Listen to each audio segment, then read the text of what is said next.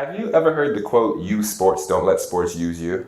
No, can you say it again? Use sports, don't let sports use you. That is really, really good. What do you think that means? Okay, I think it means that, like, understand that sports is a vehicle and that it's an opportunity for you to, like, join this vehicle, ride it for as long as you can, enjoy what you can learn from it. Mm-hmm. But if you get on the vehicle, maybe start hanging on longer than you should, or like start doing different things and you start getting run over by the wheel, your left leg keeps getting trampled. Like if you go to sports and then instead of letting it be a vehicle platform, you treat it like it's the god of your life, that's when you start slipping and all these things start like kind of happening really unfortunately. Like for example, after our first year in the league, my first year in the pros in 2015 or 2016, we won the championship. I played every minute, but I left that season saying, well, I just learned that you can lie, cheat, and steal and that wins.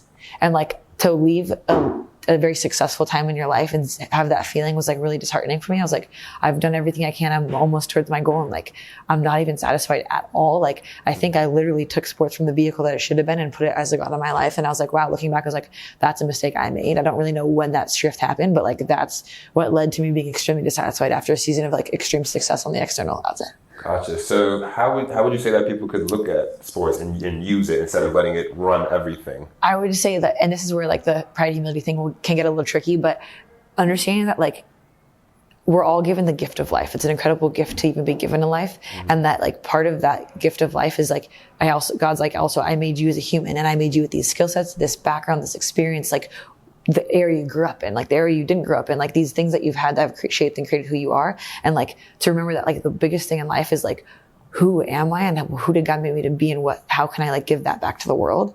And like sports is a vehicle to do that. But if sometimes you let sport become who you are, that's like really dangerous. Gotcha. And I think it's a really fine line and you kind of have to toe the line because like you can't run away from the line. You have to experience it. You have to put yourself into the vehicle to have that experience. But it's like a really delicate thing of like not losing who you are in the pursuit of being the best you can be. Because if you lose your moral character and the values that like create like a quality human, you just become like everybody else and why the world has a lot of the negative and horrible things that are going on.